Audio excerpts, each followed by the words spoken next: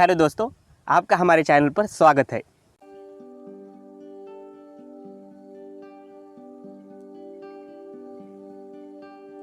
भगवान बुद्ध और उनका धम्म, लेखक बोधिसत्व डॉक्टर बाबा साहब अम्बेडकर, पार्ट 6, 18 ग्रह त्याग।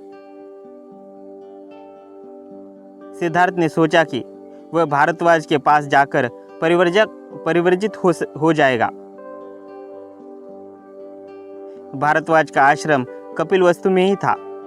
तदनुसार वह अपने सारथी छन्न को साथ लेकर और अपने प्रिय अश्व कंथक पर चढ़कर आश्रम की ओर चला। जो ही वह आश्रम के समीप पहुंचा, द्वार पर ही एकत्र हुए पुरुषों और स्त्रियों ने उसे ऐसे घेर लिया मानो वह एक नई नवेली वधू का स्वागत कर रहे हो।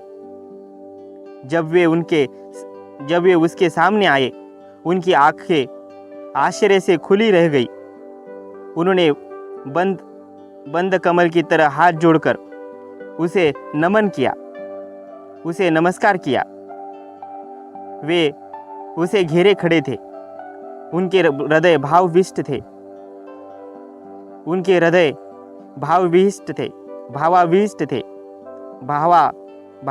थे। वे ऐसे खड़े थे कि मानो वे अपने अर्ध खिले नेत्र से उसका पान ही कर रहे हैं।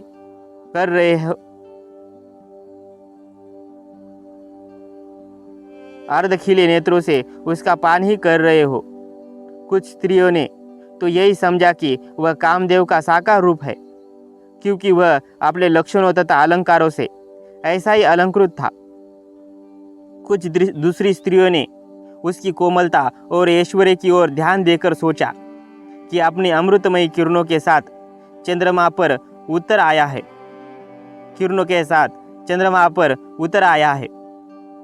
कुछ दूसरी स्त्रियां उसके सौंदर्य से इतनी पराभूत थी कि वह मुंह बाये खड़ी थी, मानो वे उसे निगल ही जाएगी। वे लंबे आश्वास ले रही थी। इस प्रकार स्त्रियां केवल उसकी ओर देख ही रही थी। न उनके मुंह में शब्द था, न चेहरे पर मुस्कुराहट। वे उसे घेरे खड़ी थी और उसके परिवर्जित होने के निश्चय पर आश्चर्य से विचार कर रही थी। बड़ी कठिनाई से उसने उस भीड़ में से अपने लिए रास्ता निकाला और आश्रम के द्वार में प्रवेश किया। सिद्धार्थ को यह अच्छा नहीं लगता था कि शुद्धोधन और प्रजापति गौतमी उसके परिवर्जित होने के समय उपस्थित रहे, क्योंकि वह जानता था कि ऐसे समय वे अपने को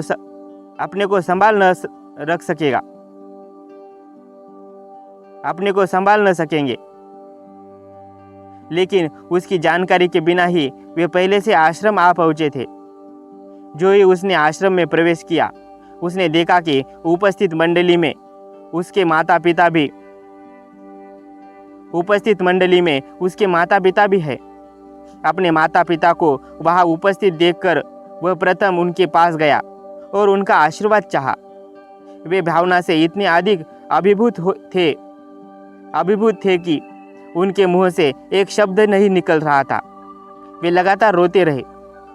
उन्होंने उसे छाती से लगाया और आंसुओं से उनका मस्तिष्क अभिषेक किया। छन्न ने कंथक को एक पेड़ से बांध दिया और पास खड़ा था। जब उसने देखा कि शुद्धोधन और प्रजापति आंसू बहा रहे हैं, तो वह भी भावनावश अपने आंसुओं को न रोक सका।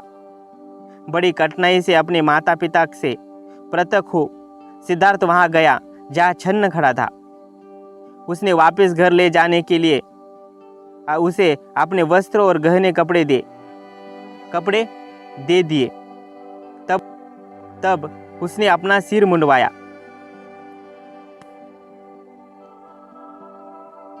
ऐसा करना परिवारजक के लिए आवश्यक था। उसका चचेरा भाई महानाम परिवारजक के लिए योग्य वस्त्र और भिक्षा पात्र ले आया था। सिद्धार्थ ने उन्हें पहन लिया। इस प्रकार परिवारजक का जीवन व्यतीत करने की पूरी तैयारी करके वह भारद्वाज के पास गया कि वह उसे विधिवत परिवर्जित कर दे। वह अपने शिष्यों की सहायता से भारद्वाज ने आवश्यक संस्कार किए और सिद्धार्थ गौतम के परिवारजक बनने की घोषणा कर दी। यह याद करने के उसे शाक्य संघ के सम्मुख दोहरी प्रतिज्ञा की थी। यह याद करके कि उसने शाक्य संघ के सम्मुख दोहरी प्रतिज्ञा की थी, एक तो परिवर्जा लेने की और दूसरे अविलंब की शाक्य जनपद की सीमा से बाहर जाने की। सिद्धार्थ गौतम ने परिवर्जा का संस्कार समाप्त होते ही अपनी यात्रा आरंभ कर दी। जो जनसमूह आश्रम में इकट्ठा हो गया था वह असामान्य था। सिद्धार्थ गौतम की परिवर्जा की परिस्थिति भी असामान्य ही थी। जब राजकुमार आश्रम से बाहर निकला, जनता भी उसके पीछे पीछे हो ली। उसने कपिलवस्तु से विदाई ली और अनोमा नदी की ओर बढ़ा। पीछे मुड़कर देखा तो जनता अभी भी पीछे पीछे चली आ रही थी। उसने उन्हें रोका और कहा, बहनों और भाइयों, मेरे पीछे चले आने से क्या लाभ है? मैं शाक्य और कोलियों के बीच का झगड़ा न निपटा सका, लेकिन यदि तुम समझौते के पक्ष में जनमत तैयार कर लो तो तुम सफल हो सकते हो। इसीलिए कृपा करके वापस लौट आए। उसकी प्रार्थना सुनी तो लोग पीछे लौटने लगे। शुद्धोधन और गौतमी भी महल को वापस चले गए। सिद्धार्थ के त्याग वस्त्रों और गहनों को देखना गौतमी के लिए असह्य था। उसने उन्हें एक कंबल तालाब में फेंकवा दिया। परिवर्जा ग्रहण करने के समय सिद्धार्थ गौतम की आयु केवल 29 वर्ष की थी। लोग उसे याद करते थे और यह कह प्रशंसा करते थे कि यह उच्च कुलात्पन्न है, यह श्रेष्ठ माता पिता की संतान है, यह संपन्न है, यह मध्य में है, यह सुंदर शरीर और बुद्धि से युक्त है, सुख भोग में पला है और वही अपने संबंधियों से इसलिए लड़ा कि पृथ्वी पर शांति बनी रहे और जनता का कल्याण हो। यह एक शाक्य तरुण था जिसने बहुमत के आगे झुकने के बजाय स्वेच्छा से दंड स्वीकार किया, जिसका मतलब था ऐश्वर्य के स्थान पर दरिद्रता, सुख समृद्धि के स्थान पर भिक्षाटन, गृह निवास के स्थान पर गृह त्याग। और यह जा रहा है जब कोई इसकी चिंता करने वाला नहीं, और यह जा रहा है बिना किसी भी ऐसी एक चीज़ को साथ लिए जिसे यह अपनी कह सके। जिसका यह स्वेच्छा से किया हुआ महान त्याग है। यह बड़ी ही वीरता और साहस का कार्य है। संसार के इतिहास में इसकी उपमा नहीं। यह शाक्य मुनि अथवा शाक्य सिंह कहलाने का अधिकारी है। शाक्य कुमारी कृषा गौतमी का कथन कितना सही था। सिद्धार्थ गौतम के ही संबंध में उसने कहा था, धन्य है वे माता पिता जिन्होंने ऐसे पुत्रों को जन्म दिया, और धन्य है वह नारी जिसका ऐसा पति है। 19 राजकुमार और उनका सेवक। छन्न को भी कंटक के साथ वापस लौट जाना चाहिए था, लेकिन उसने वापस जाना अस्वीकार किया। उसने आग्रह किया कि कंटक को लिए वह कम से कम अनोमा नदी के तट तक अवश्य साथ चलेगा। छन्न का यह आग्रह इतना अधिक था कि सिद्धार्थ गौतम को उसकी बात माननी पड़ी। अंत में नदी के तट पर पहुँचे। तब छन्न को संबोधित करके सिद्धार्थ बोला, इस प्रकार यहाँ तक साथ साथ आने से मेरे प्रति तुम्हारा स्नेह प्रमाणित हो गया। तुम्हारी भक्ति ने मेरे हृदय को सर्वथा जीत लिया है। तुम्हारा मेरे प्रति जो भाव है उससे मैं बहुत प्रसन्न हूँ। खेद है कि मैं इस समय ऐसी स्थिति में हूँ कि तुम्हारे लिए कुछ नहीं कर सकता। जिससे उपकार की आशा हो उसके प्रति कौन अनुरक्त नहीं होगा। परिवार के लिए पुत्र का पालन पोषण किया जाता है। परिवार के लिए पुत्र का पालन पोषण किया जाता है। अपनी भावी सुख के लिए पुत्र को पिता को मानता है। अपनी भावी सुख के लिए पुत्र पिता को मानता है। किसी न किसी आशा से ही संसार के लोग बंधे रहते हैं। बिना आशा का निस्वार्थ भाव कहीं नहीं है। केवल एक तुम ही इसके अपवाद हो। इस घोड़े को लो और वापस हो जाओ। राजा के स्नेह में अभी किसी तरह की कमी नहीं आई होगी। राजा के स्नेह में अभी किसी तरह की कमी नहीं आई होगी। उसे किसी न किसी तरह इस दुख को सह लेने में सहायता करनी होगी। उसे कहना कि मैं जो उसे छोड़कर चला आया हूँ वह न किसी स्वर्ग की कामना से, न स्नेह की कमी से और न क्रोध की अधिकता से। इस प्रकार घर छोड़कर चले आए मेरे लिए उसे अनुताप नहीं करना चाहिए। संयोग कितना भी दीर्घकालीन हो, एक न एक दिन वियोग में परिणत होता ही है। जब विवेक अनिवार्य ही है तो ये कैसे हो सकता है कि संबंधियों से वियोग न हो। आदमी के मरने पर उसकी संपत्ति के उत्तराधिकारी तो बहुत होते हैं, किंतु उसके पुण्य का उत्तराधिकारी मिलना कठिन है, शायद होता ही नहीं। राजा मेरे पिता की देखभाल करनी होगी। हो सकता है कि वह कहे कि मैंने अनुपयुक्त समय पर गृह त्याग किया है, किंतु धम्म करने के लिए कोई भी समय अनुपयुक्त समय नहीं हो। समय है ही, किंतु धम्म करने के लिए कोई भी समय अनुपयुक्त समय है ही नहीं। मित्र, मेरे पिता को इन और ऐसे ही शब्दों से समझाना, ऐसा प्रयास करना कि उसे मेरी याद भी बनी न रहे।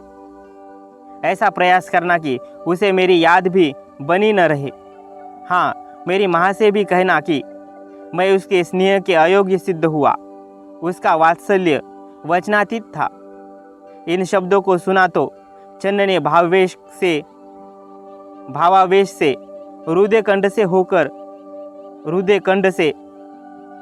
रुदे कंठ से हाथ जोड़कर कहा, स्वामी, ये देखकर कि आप अपने संबंधियों को विवेक दुख देकर जा रहे हैं, मेरा हृदय ऐसे बैठा जा रहा है जैसे दलदल में फंसा हुआ हाथी।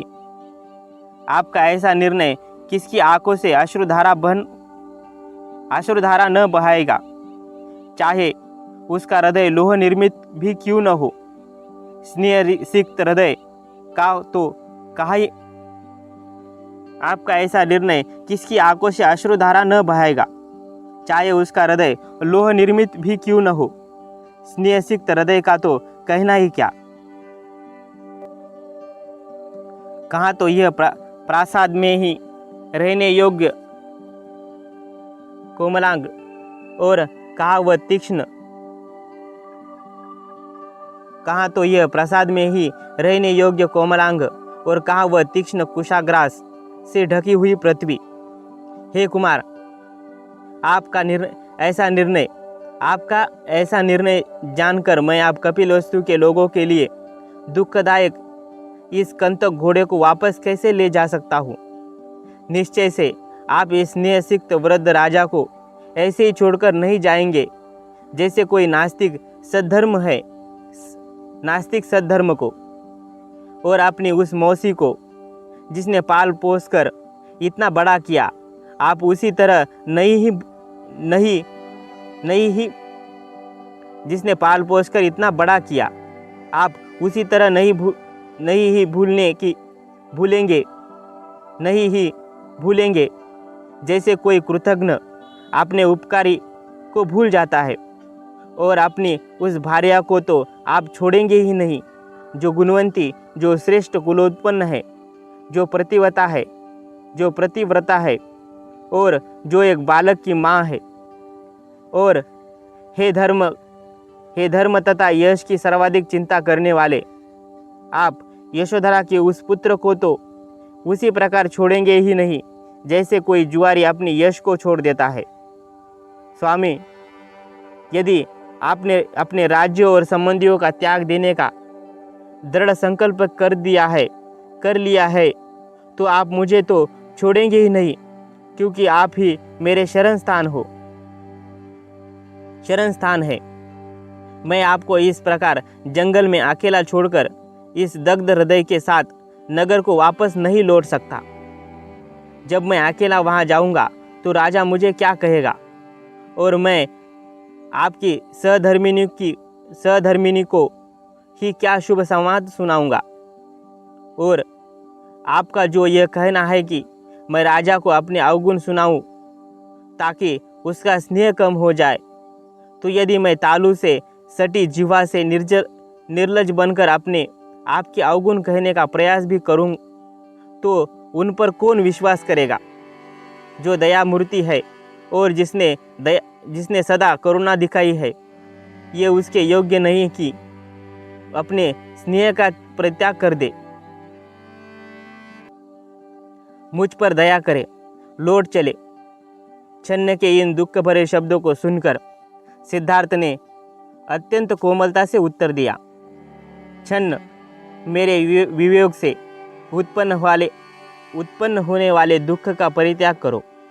नाना जन्म ग्रहण करने वाले प्राणियों के लिए परस्पर का वियोग अनिवार्य है। यदि मैं स्नेह के कारण आज अपने संबंधियों का परित्याग न भी करूं, तो भी एक न एक दिन मृत्यु हमें एक दूसरे से अनिवार्य तौर पर पृथक कर ही देगी। जिस मेरी माँ ने मुझे इतना कष्ट सहन करके जन्म दिया था, अब वो कहाँ है और मैं कहाँ हूँ। जैसे पक्षी अपने विश्वास वृक्ष इकट्ठे होते हैं किंतु फिर नाना दिशाओं में उड़ जाते हैं, यही प्राणियों की दशा है। उनका भी वियोग अवश्य भावी है। जैसे बादल एकत्र होकर फिर पृथक पृथक नाना दिशाओं में चले जाते हैं, यही प्राणियों की दशा है। उसका भी वियोग अवश्य भावी है। और क्योंकि ये संसार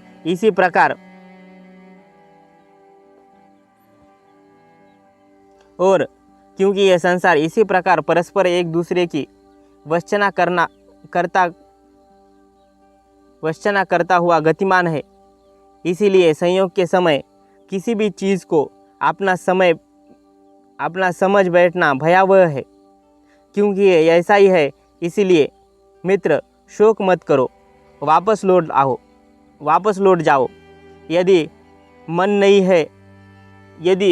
नहीं ही माने तो जाकर फिर वापस चले आना। यदि मन नहीं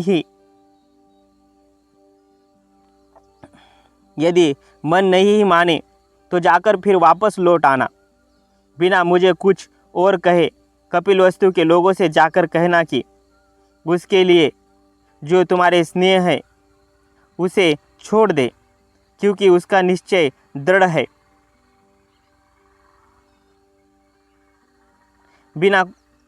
बिना मुझे कुछ और कहे कपिलवस्तु के लोगों से जाकर कहना कि उसके लिए जो तुम्हारा स्नेह है उसे छोड़ दे, क्योंकि उसका निश्चय दृढ़ है।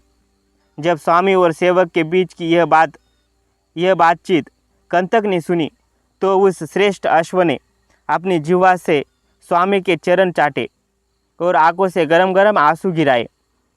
उस हाथ से जिसकी उंगलियां जुड़ी हुई थी, उस हाथ से जिसमें मंगल स्वस्तिक अंकित था, उस हाथ से जिसकी हथेली अंदर को थी, गौतम ने उसे थपथपाया और एक मित्र की तरह संबोधित करके कहा, कंतक, सहन कर, आश्रु मत बहा, तेरा परिश्रम शीघ्र ही सफल होगा।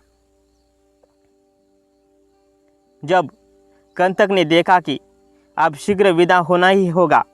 तो उसने गौतम के उस परिवारजक रूप को नमस्कार किया। कंतक और छन्न से विदा लेकर गौतम भी अपने मार्ग पर चल दिए। छन्न ने जब देखा कि उसका स्वामी राज्य त्याग कर परिवारजक का वेश धारण किए चला जा रहा है, उससे न रहा गया। वह अपने हाथ उठाकर जोर से चिल्लाया और जमीन पर गिर पड़ा। जब उसने पीछे मुड़कर देखा, वह एक बार फिर जोर से चिल्लाया।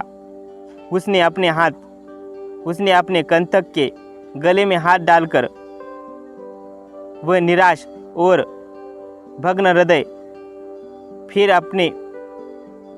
अपने मार्ग पर आगे बढ़ा। रास्ते में कभी वह चिंतित हो उठा, कभी पश्चाताप करता, कभी लड़खड़ाता, कभी गिर पड़ता। इस प्रकार स्नेह विदीर्ण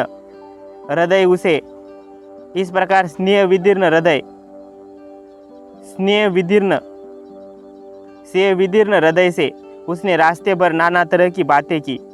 वह स्वयं नहीं जानता था कि वह क्या कर रहा है।